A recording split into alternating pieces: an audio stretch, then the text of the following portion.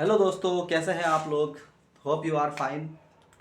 पिछली वीडियो में मैंने आपको बताया था कि हम शुरू करेंगे डॉक्टर एपीजे अब्दुल कलाम की बायोग्राफी जो उनकी खुद की लिखी हुई है विंग्स ऑफ फायर में। और आज हम orientation chapter number 1 that is orientation से शुरू करते हैं, जिसका टाइम पीरियड वो अपने आप बताते हैं 1931 से 1963 के बीच का वो ओरिएंटेशन देते हैं हमें। ये जो है चैप्टर की शुरुआत होती है एक अर्थवेद के वर्सेस से, that is book number 4 him 16। अर्थवेद आप जानते ही होंगे, 4 वेदों में हमारे देश में जो एक वेद है दैट इज़ अर्थवेद। और इसके अंदर वो एक वर्सेस बताते हैं, this earth is to him belong those vast and boundless skies both seas within him rest and yet in that small pool he lies। बच्चों, सॉरी दोस्तों, ये इतनी बड़ी बात है कि इस वर्सेस का एक्सप्लेनेशन हम इस चैप्टर के लास्ट में करेंगे, क्योंकि अर्थवेद आप जानते हैं दुनिया की महानतम और ओल्डेस्ट दैट इज स्क्रिप्चर है।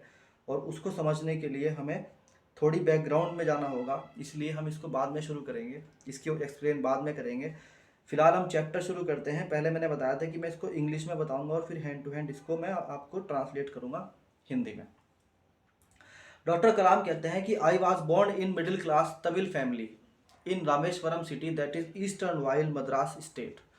वो कहते हैं कि मेरी जो बर्थ है, मैं जो पैदा हुआ वो मद्रास स्टेट के एक ईस्टर्न वाइल्ड एक शहर में, दैट इज़ नाम है उसका रामेश्वरम, वहाँ पर पैदा हुआ। और उनकी जो एथनिसिटी है दैट इज़ तमिल। वो कहते हैं कि हम तमिल लोग हैं।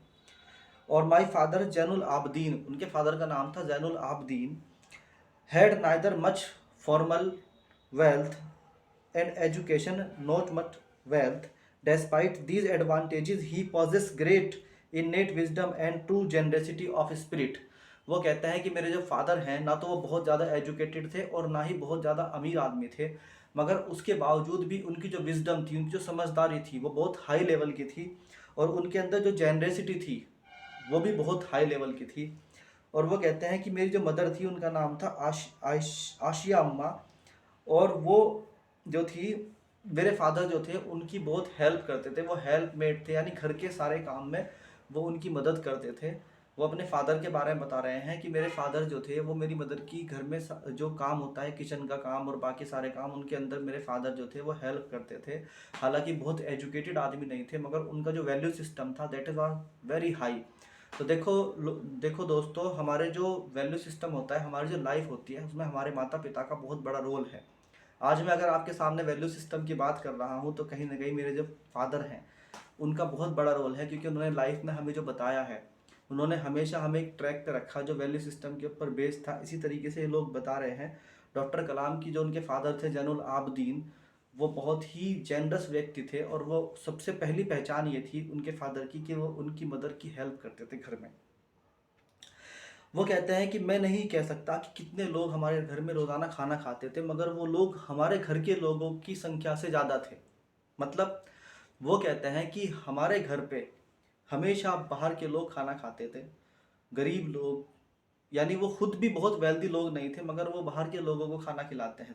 अब मैं इसमें आपको एक बात बताता हूँ। हमारे देश के अंदर जो हमारी एक सभ्यता है, जो संस्कृति है, उसके अंदर वैल्यू सिस्टम के साथ साथ एक बहुत बड़ी चीज़ चलती है दैट इज़ लव, प्रेम। प्रेम भावना समाज में हमारे लोगों में क्या होता है, हम लोग जैसे मुजफ्फरनगर के हैं और हमारा पश्चिमी उत्तर प्रदेश के बारे में बताता हूँ आपको। पहले हमारे यहाँ कहा जाता है कि भाई आदमी जो है ना, वो किसी का मेहमान अगर बन के चला जाए तो वो आदमी खाने से परेशान हो जाता है, इतना खिलाते हैं उसको। हम लोग क्या होता है, हम लोग किसी मेहमान को, किसी बाहर के व्यक्ति को खिलाने में, पिलाने में और उसकी सेवा करने में बहुत बिलीव करते हैं। इसी तरीके से डॉक्टर कलाम कह रहे हैं कि हमारे घर पे वो ज़्यादा लोग बाहर के होते थे खाना खाने वाले इन कंपेरिजन टू घर वालों के। यानी घर में अगर 10 लोग खाना खा रहे हैं तो वो बुला बुला के बाहर से उनके फादर जो है वो बाहर के लोगों को खाना खिलाते थे। तो ये हमारे देश की संस्कृति की बहुत बड़ी बात है कि हम लोग जो है बाहर के लोगों को खाना खिलाते हैं। और इस बात को नोट करना चाहिए आप लोगों को कि एक आदमी जो बहुत पढ़ा लिखा नहीं है उसका वैल्यू सिस्टम भी हायर हो सकता है। एक एक हमारे जो है एक दोस्त कह लीजिए या मिलने वाले हैं, वो कहते हैं इस बात को कि इल्म की कमी को तरबियत पूरी कर सकती है, मगर तरबियत की कमी को इल्म पूरा नहीं कर सकता। यानी ये उर्दू की कहावत है। वो कहते हैं, मैं उनका नाम भी बता देता हूँ, हाजी रकीम साहब। वो कहते हैं कि अगर आपके पास इल्म है, यानी आपके पास नॉलेज बहुत है, मगर आपके value system that is not proper, तो आप जो है आप प्रॉपर लाइफ नहीं जी सकते। मगर आपके पास अगर जो है लाइफ में वैल्यू सिस्टम बहुत हाई लेवल का है और आपके पास भले ही नॉलेज कम हो, तब आप एक बेहतरीन इंसान बन सकते हैं। एक तो बात ये समझ में आई हमें इस पैराग्राफ से। दूसरी बात जो हमें समझ में आई दैट इज़ कि बाहर के लोगों को खाना खिलाना, सेवा करना, ये हमारी संस्कृति का हिस्सा है। और रूल नंबर 2 ये हो गया। तो अभी तक हमने इस चैप्टर से 2 बातें समझी, आप बच्चों को बता सकते हैं, याद करा सकते हैं। नंबर 1 कि आप पढ़ाई लिखाई से ज़्यादा संस्कार पे जोर दें। पढ़ाई लिखाई पे भी जोर दें, मगर साथ साथ संस्कार वो हमारे लिए प्राइमरी चीज़ है। नंबर 2, आप लोगों की सेवा को अपना धर्म समझिए। सबसे बड़ा धर्म जो है वो सेवा है, यानी जो लोग ज़रूरतमंद हैं उन्हें खाना खिलाना, उनकी सहायता करना। ठीक है दोस्तों। उसके बाद वो बताते हैं कि मेरे पेरेंट्स जो हैं उनको एक आइडियल कपल माना जाता था, यानी शहर में उनकी बहुत सम्मान था और लोग कहते थे कि भाई अगर पति पत्नी हो तो ऐसे हो, क्योंकि उनका जो सिस्टम था लिविंग वो बहुत ही बेहतरीन था। My mother's lineage was more distinguished. वो कहते हैं कि मेरी मदर जो थी वो हाई जेनरसिटी से आती थी, अच्छे ख़ानदान से थी, बड़े ख़ानदान से थी। और किसी ज़माने में ब्रिटिश ने उनको बहादुर का खिताब दिया था, यानी बहादुर कह के बुलाते थे। जो ब्रिटिश होते थे वो अपने जो सम्मानित नागरिक होते थे उनको बहादुर कहते थे। और one one I was one of many children. मैं उनके कई बच्चों में से एक बच्चा था। A short boy with rather undistinguished look. एक छोटे कद का बच्चा, मगर बहुत अच्छी मेरी लुक नहीं थी। Born to tall and handsome parent. हालांकि उनके जो पेरेंट्स थे वो बड़े मतलब लंबे चौड़े थे, मगर वो जो अब्दुल कलाम है उन्हें बारे में बताते हैं, डॉक्टर अब्दुल कलाम, कि मैं छोटी हाइट का था और बहुत अच्छा लुकिंग भी नहीं था मेरा। We lived in ancestral house. हम रहते थे अपने पुराने जो बाप दादाओं का घर होता है हमारा उसमें। Which was build in the middle of 19th century. जो बना था 19th सेंचुरी के कभी बीच में, यानी कि 1850s में बना हुआ होगा कभी का। इट वॉज फेयरली लार्ज पक्का house made of limestone and brick. ये जो मकान था वो लाइमस्टोन यानी चूने के जो है चूने से बना हुआ था और ईंटों से। On the mosque street in Rameswaram. एक मॉस्क स्ट्रीट थी, मस्जिद वाली गली, उसके अंदर उनका घर था। My austere father use to avoid all inessential comforts and luxuries. मेरे फादर्स जो थे, मेरे जो घर के लोग थे, जो फोर फादर्स थे, उन्होंने बहुत ज़्यादा लग्जरियस लाइफ को कभी इम्पोर्टेंस नहीं दी। वो एक आम जीवन, सादा जीवन जीते थे। ये तीसरी बात हो गई नोट करने की। पहली बात हमारी क्या थी कि हमारा value system that is higher than our education. Second, हमारी ज़िंदगी में सेवा का भाव होना चाहिए। तीसरी बात वो बताते हैं कि लग्जरीज के पीछे बहुत ज़्यादा नहीं भागना चाहिए, कंफर्ट्स के पीछे बहुत ज़्यादा नहीं भागना चाहिए।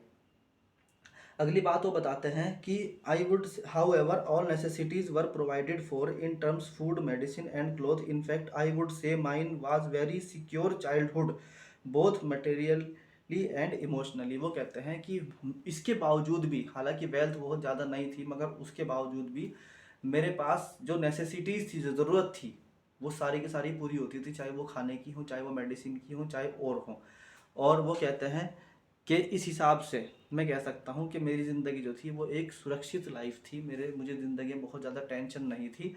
और मैं दोनों एतबार से, यानी मटीरियली भी और इमोशनली भी, मैं दोनों दोनों ही जो है नज़रियों से मेरी लाइफ सिक्योर थी। देखो ये चौथी बात आ रही और बहुत ही इंपॉर्टेंट बात है, खासकर पेरेंट्स के लिए।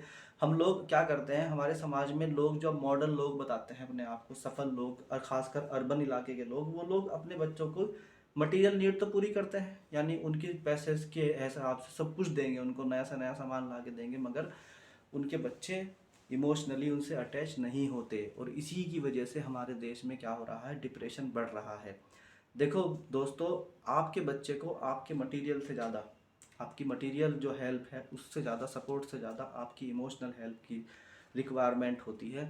अगर वो इमोशनल हेल्प आपने नहीं दी तो आपका बच्चा स्ट्रेसफुल लाइफ जिएगा, डिप्रेशन वाली लाइफ जिएगा। और अगर आपने जो है अपने बच्चे को इमोशनली आप अटैच रखोगे, उसकी बातें समझोगे, वो क्या कहना चाहता है, वक्त वक्त पे बच्चों का इमोशन बदलता है। आप भी उसी लाइफ सिस्टम से गुजरे हैं। अगर आप जो है उस लाइफ सिस्टम में देखा होगा, बचपन में इमोशन अलग तरह के होते हैं, फिर जवानी के टाइम पे अलग तरह के इमोशन आते हैं, फिर जब हम आगे बढ़ते हैं कभी कभी स्ट्रेस होता है बच्चे के साथ में। तो हमें अपने बच्चे के हर जो है वो टाइम को मेज़र करना चाहिए, समझना चाहिए कि वो इस वक्त किस परिस्थितियों से, किस मानसिक दशा से गुजर रहा है, और हमें उससे बात करनी चाहिए। हमें अपना जो है कभी भी एक जैसे बोलते हैं ना जनरेशन गैप, या हमारा जो है ना बातचीत करने का जो टाइम है या वो है, वो ख़त्म नहीं होना चाहिए, गैप नहीं रखना चाहिए, बल्कि हमें अपने बच्चों के साथ इमोशनली भी अटैच होना चाहिए। तब हमारे बच्चे ऐसे बन पाएंगे जैसे डॉक्टर APJ अब्दुल कलाम है। ठीक है, अब हम जो है नेक्स्ट वीडियो में इससे आगे की बात करेंगे। होप आपको वीडियो पसंद आई होगी और इससे फ़ायदा भी हुआ होगा। तो आज हमने 4 जो है बड़ी बड़ी वैल्यू सिस्टम समझी। इसको मैं एक बार समराइज़ कर देता हूँ। नंबर 1 कि हमारा वैल्यू सिस्टम ज़्यादा इम्पोर्टेंट है हमारे एजुकेशन सिस्टम से। हमें वैल्यू सिस्टम, जैसे उनके फादर जैनुल आबदीन के बारे में बता रहे हैं कि उनका वैल्यू सिस्टम बहुत हाई था। नंबर 2 कि वो अपनी जो उनकी मदर थी वो उनकी हेल्प करते। तो जो अच्छा व्यक्ति होता है उसकी पहचान ये होती है कि अपने घर की महिलाओं के काम में वो उनकी मदद करता है। तीसरी बात, सेवा भाव, यानी वो बाहर के लोगों को खाना खिलाते थे। वो उस वक्त में खाना ही है। आज आप किसी की फ़ीस जमा कर सकते हैं, किसी को कपड़े दे सकते हैं, किसी को जो है पैसे से हेल्प कर सकते हैं, किसी की बीमारी में पैसा दे सकते हैं, यानी आपके पास जो भी वेल्थ है आप उसमें से डिस्ट्रीब्यूट करेंगे। तो ये तीसरी वैल्यू सिस्टम है। और चौथी वैल्यू सिस्टम जो है वो डॉक्टर कलाम क्या बताते हैं कि हमारे जो फादर हैं वो हमें सिर्फ मटेरियल सपोर्ट नहीं देते थे बल्कि इमोशनल सपोर्ट भी देते थे। तो हमें एक दूसरे को, बच्चों को माँ बाप और माँ बाप को बच्चों को, भाई बहनों को, दोस्तों को आपस में इमोशनल सपोर्ट की बहुत ज़रूरत है। देखो दोस्तों, आज की डेट में हमारा समाज बहुत बड़े लेवल पर डिप्रेशन और एंजाइटी में जा रहा है। अगर आप एक दूसरे को इमोशनल सपोर्ट देंगे तो हो सकता है कि ये बीमारियां ख़त्म हो और हमारा समाज और अच्छी तरीके से, हमारी लाइफ जो है वो बेहतर हो। Thank you. अब हम जो है अगला जो है पैराग्राफ शुरू करेंगे नेक्स्ट वीडियो में। Thank you.